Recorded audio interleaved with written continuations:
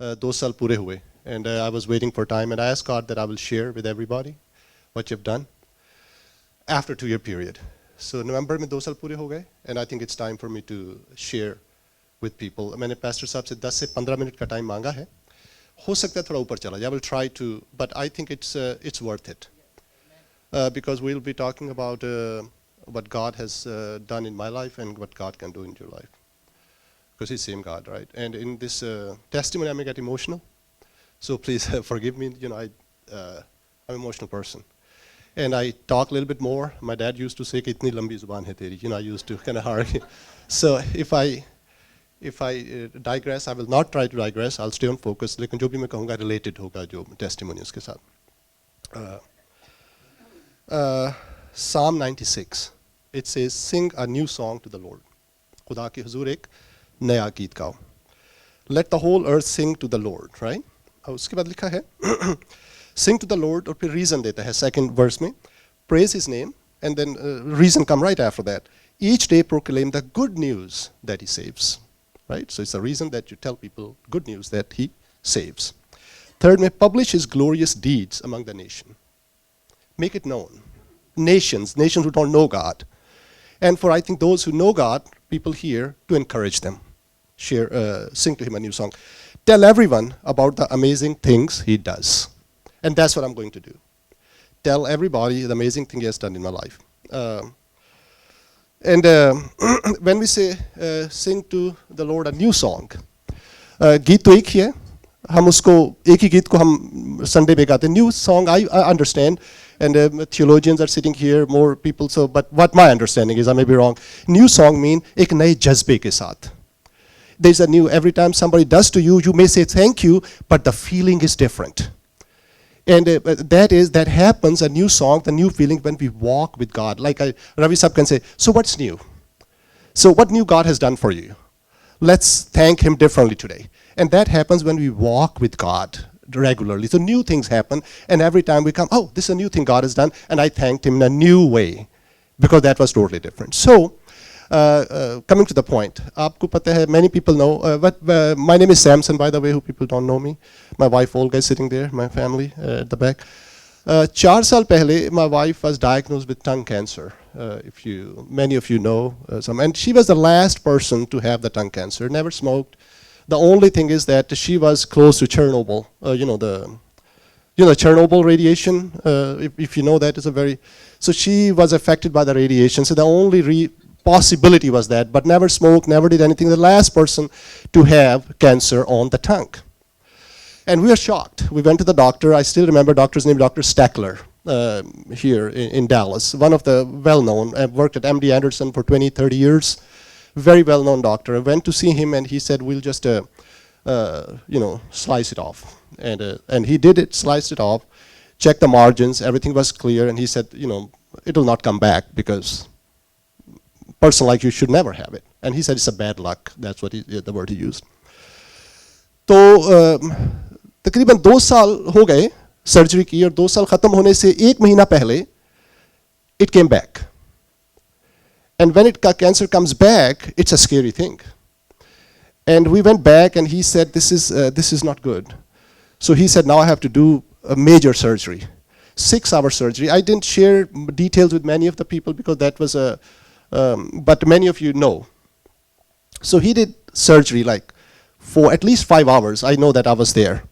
So they removed it, and then he cut like a piece from here, patched it on her tongue, because they removed a big chunk of tongue, and very extensive, intensive surgery. And but now he said, because the cancer has come again, I would like you to go and see a radiation oncologist, because the mouth has been compromised, they call it. And it can come anywhere now, because after the first, it was a clean thing first time, we'll say fine. But now it has come here, now it can come here, it can come, we don't know where has it gone. And that was a very scary news for us. It's a matter of life and death for us. I have little children, so So then I said, okay, radiation, we go radiation, they will do radiation on that area, and we'll fine, we'll get over with it. We went to radiation oncologist. The guy, he sits, the doctor, he sits, last name Berg. He sits on 15th and Coit Road. There's a medical center there. He looked at it and he said, yeah, you have to do radiation. Because now, he said, we don't know where has it gone. And so we have to radiate the whole thing, the whole jaw, everything, because we don't want to leave any area out. What are the consequences? He said your whole jaw will be like wood. No blood circulation there. So if you have infection, the tooth comes out, it will never heal. Your salivary glands will be gone. You will not have saliva anymore. And in radiation, when we do that, it's like an 8-week course. She may get blisters in her mouth so bad that she may not be able to eat. So if that happens, we'll poke a hole in her tummy. And that was not, I was not expecting that. That was totally different. I thought it would be radiation just from the tongue and then we'll be done with it. It is horrible. The pain would be horrible. And he said, we'll give her painkillers and all that. And I said, well, it's time for us to get a second opinion. So I started calling around in desperation, actually. So I went online and looked at the doctor's name at Southwestern Medical Center. We got a doctor, and I went to see him, myself and her appointment. I still remember sitting in the office. There was a nurse, and the doctor sitting there, and he looked at it, and he said, I'm not a radiation oncologist. I do chemotherapy. So I don't know what to say. He said, I'll refer to another doctor. His name is Dr. Gordy, I still remember, at Southwestern Medical Center. Went to see him, and he looked at it, and he said, yes, you do need radiation. Because the mouth has been compromised, we don't know what's going to happen. And this is a sensitive area. If it goes into your throat, lung, it's bad, God forbid. And now things are getting scarier, things are getting worse. Say, okay, how about we go to MD Anderson in Houston? So I called MD Anderson, I sent them an email, and one of the doctors accepted it. He said, yes, I will take your case. The lady doctor, come over. Went over there, saw her initial meeting, and she looked at the reports and all the stuff, and she said, yes, we'll do the radiation. And she said, but I want you to see that dentist, because your teeth, if it go bad after that, we will not be able to pull them out. So whatever teeth is bad, we'll pull it out right now. So we went and to the doctor, the radiation, the dentist saw it. He said, your teeth look good, so we don't have to pull anything out, so that's a good news. Come next week, and this specialist, this guy is one of those guys who all their lives, they spend in the lab. Looks like in the basement, all he did was research. Very, very experienced guy, I forgot his name. Complete gray-haired guy, old guy. He said, we see, and he's an expert, and he will tell you if you need to do radiation or not for sure. Next week, we went back to MD Anderson in Houston. At a meeting with him, he came in, and one of the doctors there was a lag in his response. I mean, it was funny that you tell him, doctor, we came from Dallas. No reply. 2 minutes later, he will smile, like he just processed that information. One of those guys, like a very funny guy. So sitting there, and he said, where is the report? I said, we emailed your report 2 weeks ago. He said, I didn't get it. And he said, okay, let me ask my nurse to print it for me and bring it. He asked his nurse, the nurse printed it, brought it back. He looked at the report, and it's a matter of life and death for us. She's not a typical case. She should have not gotten that cancer because never smoked, nothing. It was a totally out of the book case, not a book case. He looked at like 2 minutes of the report. He said, yeah, she needs radiation, that's it. And suddenly I felt, and she felt, that there is something wrong. There was no peace in that room. And sometimes she scares me. Her dad also scared me. Her dad said, leave the doors open at night, no need to, because God will protect you. And that's the kind of family she comes from. And he said, one time we were talking about guns, and he said, no, you don't need guns, we need Jesus. He said, what if somebody comes and kills you? He said, that's fine. I'll go to Jesus. He said, yeah, but we don't need God. She comes from that kind of family. So she said, right after we came out of the room, she had a big stack, Ravisa, big stack of reports, because we are desperately going and showing it to the doctors. And we felt, I said, just one doctor tell us that you don't need radiation. There's another option. But nobody was telling us. Nobody, everybody said you need radiation. This specialist said you need radiation. Like, I think he was about 70 years old. The guy, all his life he dealt with cancer. He said you need radiation. And the first doctor who did her surgery, he said, be very careful. Do what doctors tell you to do. And he used these words. He said, don't try to pray this cancer off. Those are his words. He said, don't try to pray it off. It means that don't depend upon prayer. Do what I'm telling you to do. Go do radiation. So this guy, we're in the room, and he said, radiation. No peace. I said, he didn't even look at our report for 2 minutes. My goodness. And he just pushing us through the assembly line that, by the book, okay, go, radiation. He doesn't know what we're dealing with. It seems like he didn't care about us. I mean, very, very clear. They felt that nobody's caring about us. They said, okay, one more, go. No feeling at all what we are going through. And I said, there is something not right. And she came out of the room and she said, big stack of reports. And she said, I reject everything. The whole stack of report, she threw it in the trash right there in Houston. I still remember that day. Whole stack of reports, she said, in the trash. She said, that's it. We are not doing radiation. We are going home, and we're trusting God for everything. And that's her. She did that. And it scared me. I said, my goodness. I mean, we need radiation. And the thing is, radiation must be done, I think, 4 or 8 week period after the surgery. If it's not done within 8 weeks, then that basically really doesn't matter. And after that was the last week. And she threw the report, and I said, what should we do now? It is already 8 weeks. 1 week more will be gone if we set up a new appointment, so we are done, right? So we're toast, right? That's what they say. So, and I still remember, अगर आप Houston में उस area में गए हैं, जो medical district है Houston का MD Anderson, there's a big parking area, a park over there, walking trail and all this stuff. And I said, after that, we were walking and we stood in that, on the trail. And I felt suddenly the radiation period is gone. Her mouth has been compromised. Her cancer has come twice. And we have no protection. So I was in that open field, felt we are alone, nobody cares, doctors don't care, nobody else knows. Our fight, we are fighting a life and death fight. And all the arrows are coming at us, and we're at the mercy of the arrows, mercy of the cancer, actually. We're done. And that I stood and I asked God, I said, God, here's my story. I mean, we are done. We have no protection. We're in the open field. Arrows are coming. And unless you do something, we're dead. That was my prayer. And I said, I give everything in your hand. Because what can we do? Nothing. So we came back. So now radiation is gone.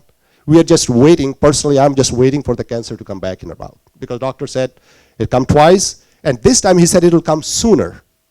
Because already things are taking place in her mouth. First it came after 2 years, 1 month less. So what, 23 months. This time it will come sooner. And okay, 4 months, 2 months have gone by. Maybe next month it will come back. We'll see something happening. I don't know what to do. Like I said, by myself, in open field, arrows are coming, nobody cares, and we are alone. So that's a situation I felt that I was in. And then one day I realized, I say, it's my fight. And my opportunity to know who my God is that I've been. My parents, my grandfather, my father worshipped. And they passed it on, my time to find out about this God. I remember my grandfather waking up early in the morning, singing hymns. My father doing the same thing, my family, and I said, my time to test this God. I started to pray. I have a closet in the bathroom where all the clothes hang. I would go there, I lock it, and I would pray. And pray, I mean, you know that I'm not, I wish that I would pray like many people do, like in front. I don't do it. I mean, my prayer is more straightforward. But nobody knows how I prayed, only I and God knows in that closet. So what happened in that closet? Stayed in that closet. So nobody knows. Only I know and God know how I prayed. Kept on praying. I said, God, that's it. We're done, and do something for us. Because now, basically, we don't have anybody. I kept on praying every day, every night. I said, God, talk to me. I said, I want you to talk to me. That what should we do? Or at least tell me that you're in the story. That you're part of it. We are not alone. ताकि पता तो लगे कि तू है situation में. उसके बाद अगर मर भी जाए तो कोई बात, at least we know that you are there, like Abraham. Abraham was not concerned about killing his, sacrificing his son because he knew God is in the picture. He has such strong faith. I said, at least show me that you are here. You are with us. And then say, okay, I want you to die. Then we'll say, but at least show me something. That was my prayer. And one day, I kept on every week after week, day after day, and I have notes, handwritten notes actually at home. I forgot to bring it today because I didn't know I had not prayed. But Ravi said, thank you very much. So I wrote notes, even the prayer, what I did. And then I said, talk to me. And I said, if you come into this closet right now, that would be wonderful. I would love to see you in front, like many people. I said, that would be the ultimate. If not, let me hear a voice. If not, the Bible is your word. Right? Speak to me through the Bible at least. Do something. So every day I will pray. I'll open the Bible, and I will write down the verse that will first come to that I will see, and I will write down the verse. That on this day I prayed this, and this is the verse that showed up. I have handwritten like this, thick handwritten notes at home for my own future. I'll tell my children that that's what happened to me. One day I'm just praying, and these were my words. I said, God, nobody's fighting our fight. I have not heard from you either. And we are alone. The arrows are coming. Fight my fight. I asked God. Literally, I use these words. And talk to me. I literally use these words, fight my fight. Fight our fight. Because we are alone, nobody's care about us. And that day, I took a brand new Bible I had from Pakistan. Brand new Bible. क्योंकि जहाँ Bible खुली होती है, अगर आप खोलें तो likelihood है कि वो रैंडम नहीं होती ना, फिर वो लाइकलीहुड है कि वहीं से खुलेगी जहाँ पहली खुली. So brand new Bible, so there's no, every page has a random chance of opening. So I opened it, and here's the verse that came out. And these are, remember, these are my words, that God fight our fight. Okay? And that's where the exciting part is coming. I want you to listen. It is hair raising for me. And I hope it will be for you as well, what God has done for us. Hang on a second. I opened this. Okay. Exodus, out of the whole Bible, Exodus 14:10. When Pharaoh drew near, the people of Israel lifted up their eyes, and behold, the Egyptians were marching after them. Everybody knows this story. And they feared greatly. The fear took over them. And the people of Israel cried out to the Lord. They said to Moses, is it because there are no graves in Egypt that you have taken us away to die in the wilderness?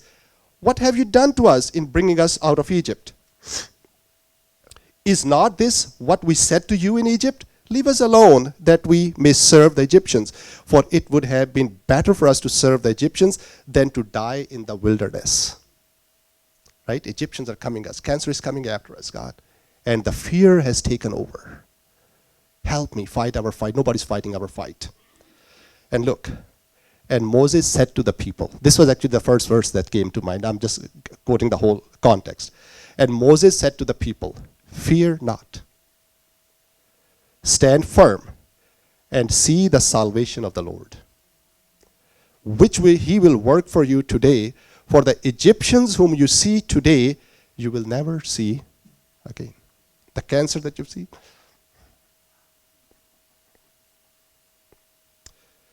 And this is the verse, the key, the golden verse. It says, the Lord will fight for you. First time the word fight I heard in the Bible, the reference. Because I was saying, fight our fight. Nobody's fighting our fight. We are alone. Lord will fight your fight. And you have only to be silent.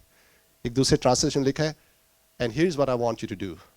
Stand there and be quiet. That's how you help God sometime.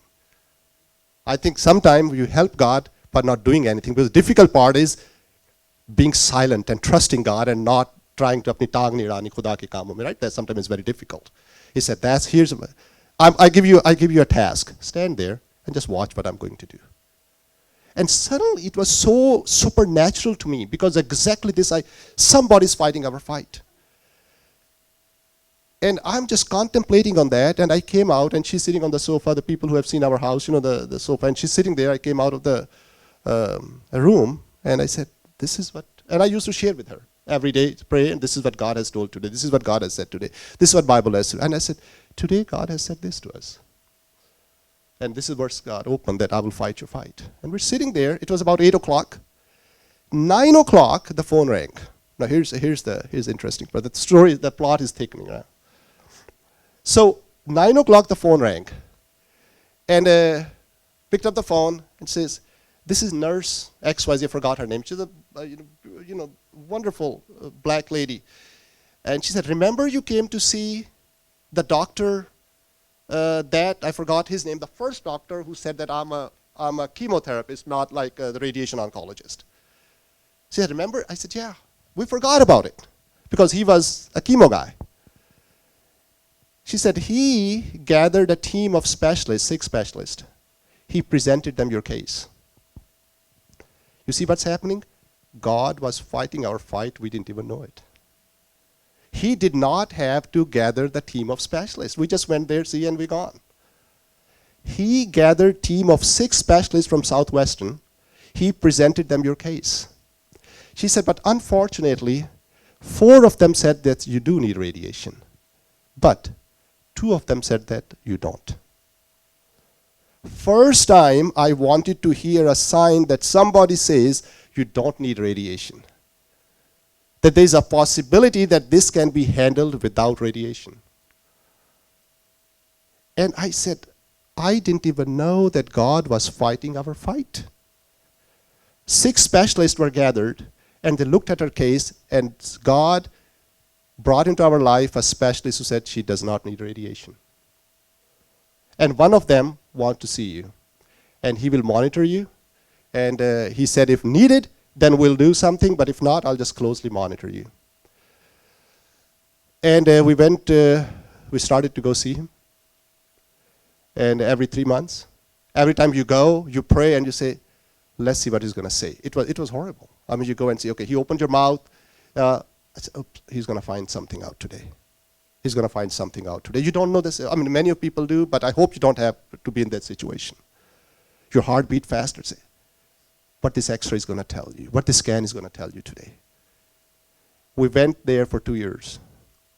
November was, and he said, if you are okay, if you're clean for 2 years, then you're out of danger. Then I will see you every 6 months and then a year. So November, the 2 years completed. And the cancer has not come back. So I asked God that if this happens, I will go and tell everybody about you. So I'm doing it so that he get glorified, because I promised with him that I will share that story with everybody.